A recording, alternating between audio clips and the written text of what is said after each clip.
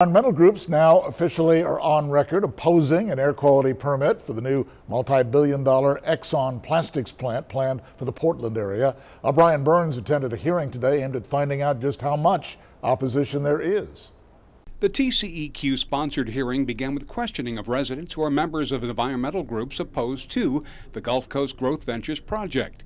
Both the Sierra Club and the Texas Campaign for the Environment were recognized as official parties to opposition of the air quality permit.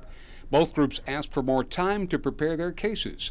The attorney with the Sierra Club says the group objects to the permit because of possible pollution. Everybody likes the money that comes from industry.